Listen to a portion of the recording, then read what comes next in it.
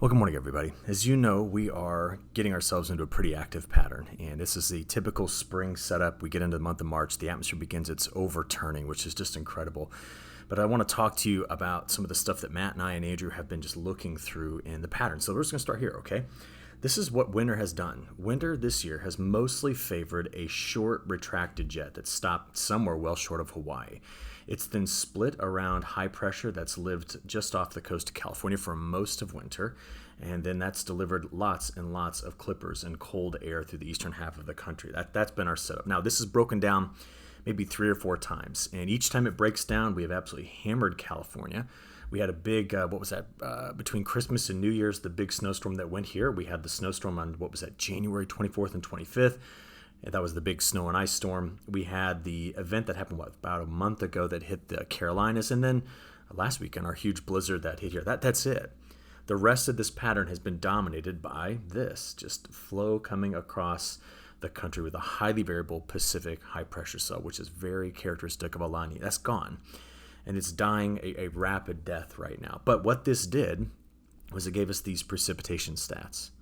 All right. I mean, we're dealing with exceptional drought that's centered around Nebraska. We have been very, very dry in this quarter. The southeast Florida has been exceptionally dry. And even with all that snow, which will be melting, we're still on the stats side of it, on the drier side of average. And that's why we've got 75% of our country in some form of drought right now. But I'm going to tell you, this is done. This whole area and drought in through here, we're going to wipe this out very, very quickly here with the way this pattern is going to go. My question is, how far back into the plains does it make it? Do we get this moisture into the southeast? What happens along the mid-Atlantic and northeast? We'll take a look at the models and can we break this? Because this is just my personal opinion. I look at the drought monitor here across Nebraska, and I think it's underdone given how dry this particular region is. I've also got good news if you are in the Rockies. I think we're going to start to see better chances of bringing in some snow. It's going to be next week. It's not this. I'm sorry. It's going to be 2 weeks from now. It's not this upcoming 7-day stretch. But here it is. Okay, we looked at this earlier in the week. Matt reiterated yesterday. There's a loss of momentum here, so I'll kind of shade it in for you. All right, so this is typical momentum. This is where we currently are. That's a loss of momentum in the tropics. This is the death of La Nina. And then right here, we're building it up. So do you see this positive area in between these two lines? That is the increase in momentum that is sending the global wind oscillation up. Down here, you can see right there, we're building up total atmospheric momentum. And Matt showed it. This is beautiful yesterday. Sorry about that. Let me zoom back in here. This is just the beginning. And it's coming across Africa. It's going across the Arabian Peninsula. It's going over the Himalayan mountains. I mean, the Himalayan mountains are like a birthplace of weather on Earth. And as he showed just still, it's moving this flow across the Pacific Ocean. And what we're trying to figure out is what does it do when it gets here? I don't care if it gets all jumbled up and a mess. It's going to have so much push on the backside. It will likely break through and just crank things out for the midsection of the country and the Delta and the Mid-South. I mean, this whole region. So here it is, okay? We have high pressure flanking each side of North America. And that is the key to this whole pattern. Now, this is going to keep California dry. This is going to make the east warm up a lot. In the middle part of the country, troughs ejecting over the Rocky Mountains, little subtle short waves on what could be a highly amplified pattern. They're just going to crank because we have now the downstream setup. There is high pressure that's going to live. In fact, the most important story in what I'm going to share with you today is the position of high pressure somewhere off the eastern side of the United States. That is what's going to turn the Gulf to allow moisture to stream to the north and crank systems. So it looks something like this. This is jet stream level winds. I got yourself oriented here. Look at this. I'm just going to play it fast. All right, we're still in clipper land for a while. But look at this. Trough coming through California, March 2nd, 3rd, 4th. I'm watching very, very carefully down here to the south as we get into mid to late next week because little short waves, they look so unassuming here. This time of year, if there's high pressure into the surface here, we set up a pretty volatile situation in the midsection of the country down here in the southern plains toward the Delta. That little wave comes through. Then look at this one. That's on March 6th. We then see this. That's March 7th, 8th, 9th, 10th.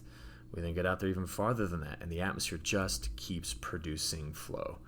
And the net effect of that is just to rip systems off one after another. Take a look at the European model solution on total rainfall. I'm just going to play it quickly because we're going to get into the details in a moment.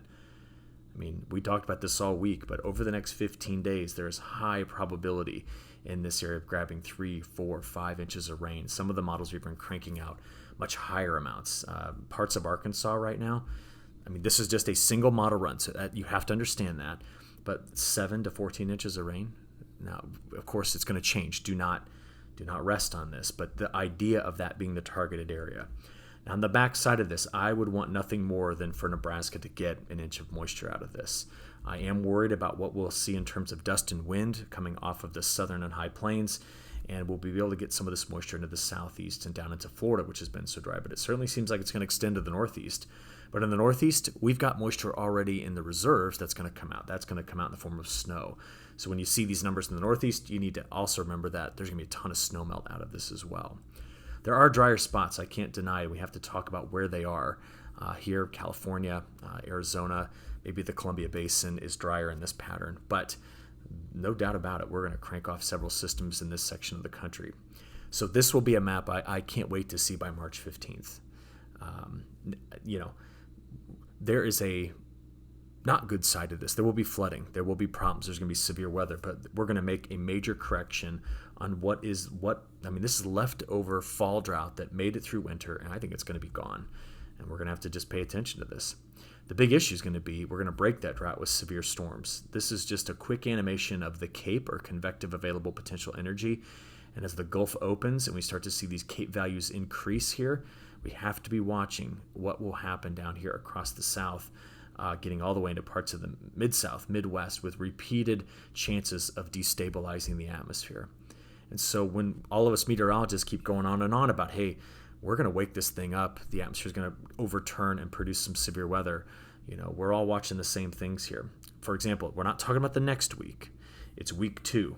All right, I honestly say day 6 and beyond, I think is when it's going to start cranking up. We're just going to have to watch this corridor, not just out there to the middle of the month, but possibly even a little farther into March before the pattern maybe calms down a bit. Now this March, this is what happens in this section of the country. So I want to be very careful not to overhype something. This is our typical spring return, but the risk is there for severe weather. And I want to point out that right now the Storm Prediction Center on March 4th does already identify a day 6 risk in the Red River Valley. And we expect the Storm Prediction Center to be very active in the coming days and weeks. I do also want to point out that it's been a while since I've seen the risk of heavy precipitation on the CPC maps throughout a high risk for the 6th to the 9th. But they do have that down here from eastern Texas over Arkansas into southern Missouri, and a much broader area of heavy rainfall that's going to go clear up into the central and eastern Corn Belt and back down to the Gulf Coast. So the pattern's going. We've broken away from where we started, and we need to get in and look at some of these details. I want to show you some probability maps first today. I usually do these last, let's do them first. This is a 14-day forecast from the European model looking at the chance at going over 1 inch of liquid equivalent. But if we keep stepping this up, this is 2 inches. Now look at this. This is a 90 to 100% chance of over 2 inches of moisture out of this. And as Matt showed yesterday, and I'll show again, the probability going over 4 inches remains in this corridor at 50 to 80%. And if we even step it up higher, just remember we're watching part of the Red River Valley, the Arkansas River Valley, getting over toward the Delta. This area does have the chance. There's a chance that over the next 2 weeks we're looking at over 8 inches of total rainfall. So I'm thinking about Arkansas. I was there last week, right? We had record flooding last spring. We were extremely dry late last summer into fall, and then overwinter drought hits, and now we're looking at a completely corrective measure on this. The problem is it's too fast. So the spring flooding system here is it's not going to be good. Let's now look at the drier side of this. How about who's got the probability of staying under a half inch during that time frame? And once again, we're concerned about this part of the high plains, and I'm watching Montana, the Canadian Prairie, parts of the Dakotas. This will be the last region to receive the moisture that could come out of this spring. It typically is, but I want to make that point. Columbia Basin is very dry. Same thing for California in this pattern, because these troughs keep ejecting over the mountains, but they're not big systems that barrel into California first, right? It's a very loopy pattern, but it is going to, I think, deliver some moisture. Take note, maybe parts of Virginia and North Carolina, maybe along the Gulf Coast, are drier in this pattern too. But I did mention a moment ago something about the Northeast and snowmelt, so I want to show you this. This is the snow depth change map. So as I play this forward, you're seeing the depth change. See what we're going to do here? So we have Tremendous snowpack still on the headwaters of the Mississippi and in the Northeast. We are snow-free largely through this area, although I was just the other day in Fargo. There's some good snow on the ground here in the Red River of the North. Watch the western mountains and watch the Northeast. Ready? So as we go forward through Friday into Saturday and Sunday, okay, there's a little system that's going to sneak through the central U.S. See it right there, Missouri, Iowa, Illinois, Indiana. Got it? That could get into Ohio as well. I'll show you more detail on that in a second. But after that goes through March 2nd, 3rd, and 4th, that's going to melt very quickly. Warm air is going to surge back into this side of the country. And now watch. I'm going to have you watch the east first, and we'll watch the west second. Watch the snow melting away, 6th, 7th, 8th, 9th, 10th. There is warm air coming into this area, and it is going to really erode that snow away as we approach the middle of the month. So there's going to be a flooding threat here just from the melting snow in parts of the Northeast. Now, for those of you in the West, watch this again. What have we been talking about? Snowpack deficits, like the two basins that feed the Platte River system. Just look at the data here. We're still very, very low on both of these basins. The Colorado River, have a look. The upper Colorado basin snowpack, where are we? We're at 64% of the 30-year average. But look, with this change in the pattern, again, where are we? March 4th, 5th, 6th.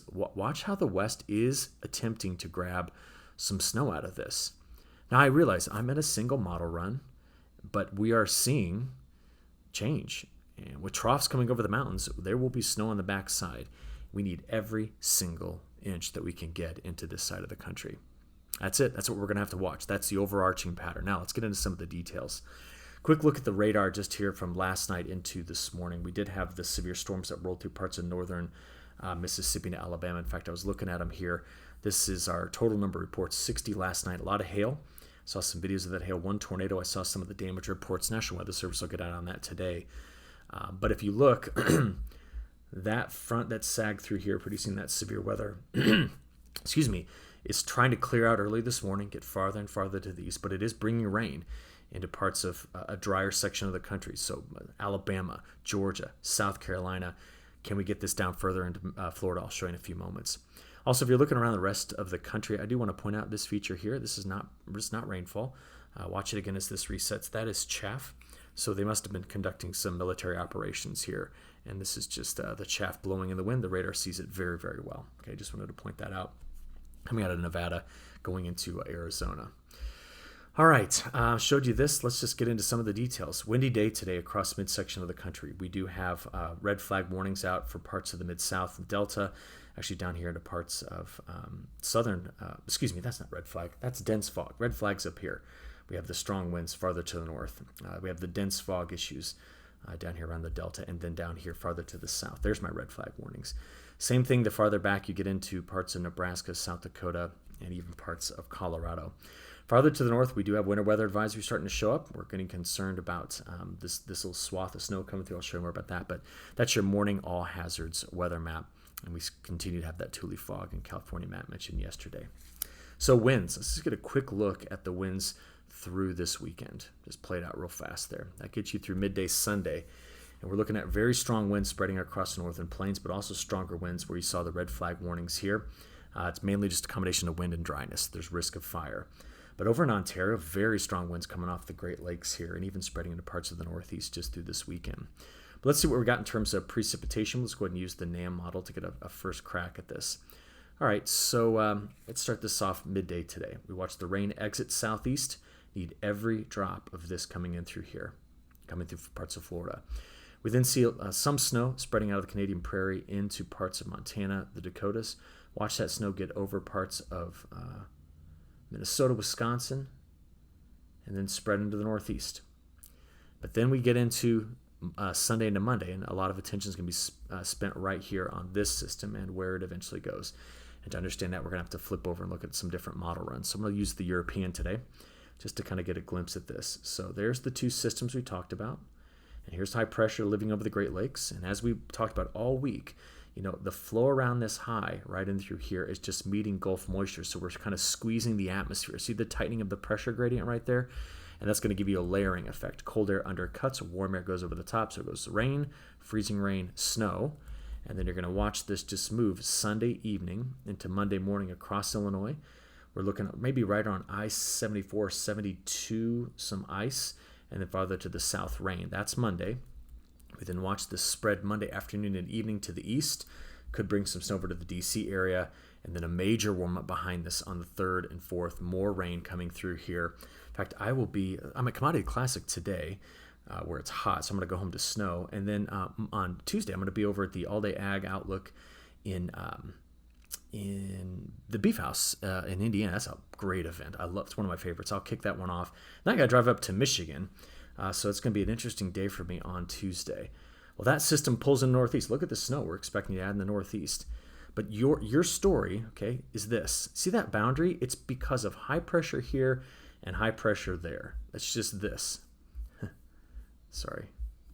And it's just going to sit in the near term. That's March 3rd. Now, snow in the Rockies, March 3rd. Get up there to March 4th, March 5th.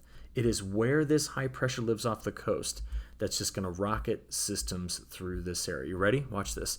This is March 5th, 6th, 7th, 8th. And what did you see? I mean, it's just a very common theme. Something comes through, stirs it up here, high pressure there, opens the Gulf, and we just have this kind of magic area in through here that cannot get out of the flow.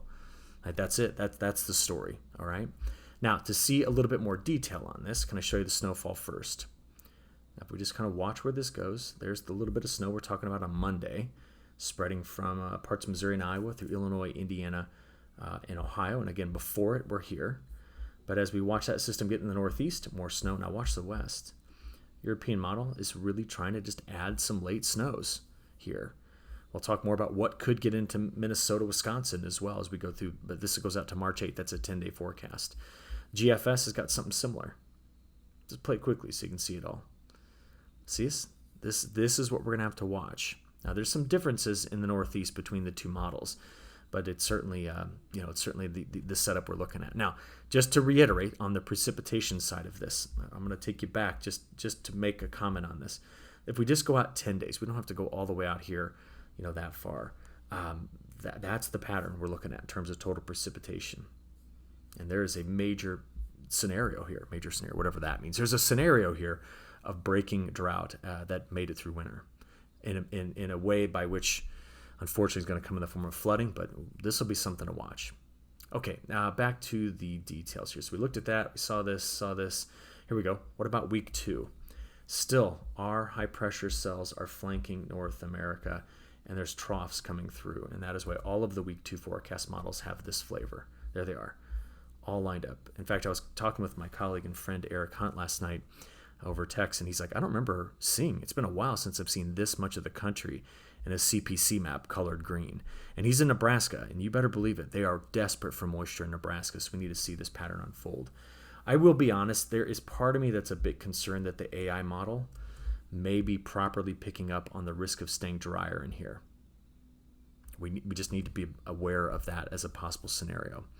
But with all of this change, these temperatures are going to fluctuate a lot as well. So by the way, if you want to see the February stats up until yesterday, that's the cold east, the very mild conditions coming off the Rockies into the Great Plains. But this doesn't really tell the whole story, does it? I mean, this whole month started off cold, then it got really hot in the midsection of the country from like the 5th to the 19th, while the Northeast was so cold.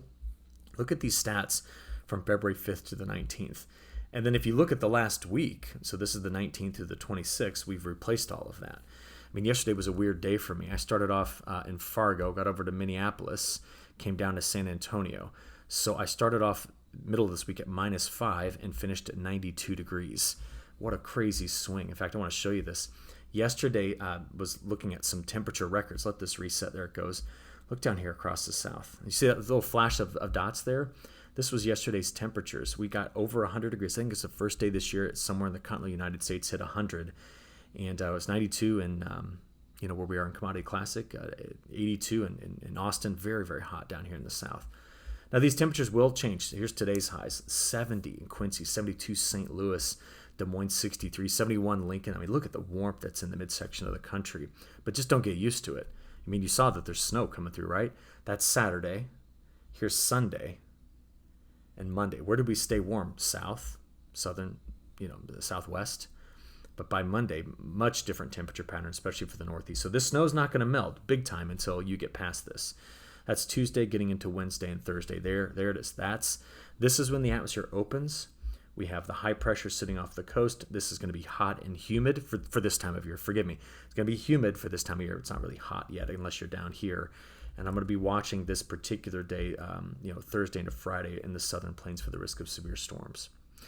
Okay, day-by-day temperatures, though. This is today's temperature anomalies. This is getting to tomorrow. So this is the 28th. There's March 1st.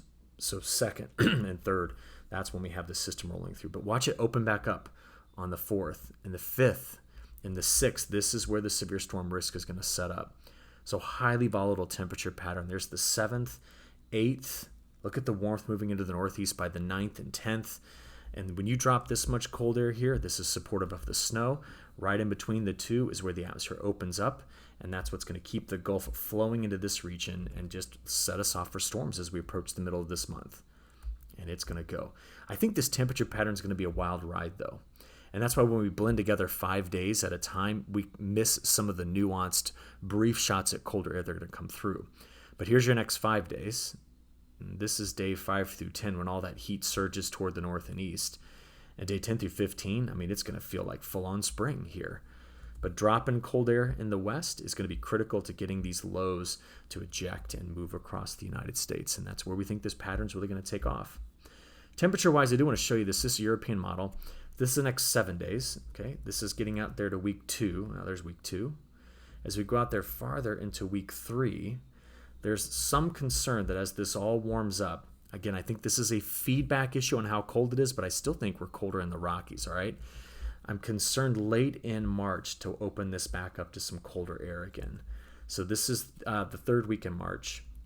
It's now get out to the 4th week. This is the end of March. Now it's been going back and forth. There just might be something here. This is now getting into the 1st week of April. Do you see how that kind of showed up again?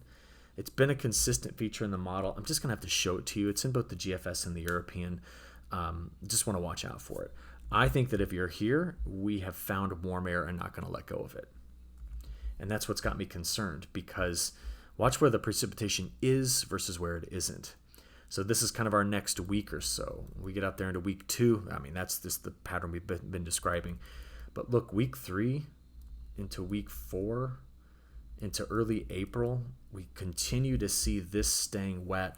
I'm just concerned, are we going to be able to wake this up and get the storms back into the plains to break the drought scenario that's there? There's no doubt about it. We are going to hammer this area over the next, look at the 46-day anomaly map. That is very, very wet. And a lot of this is coming very soon in the next 15 days. So that's what we're looking at. Bigger picture. I still want to show you my analogs. This is March and April. So total agreement in this area, right? You just saw it.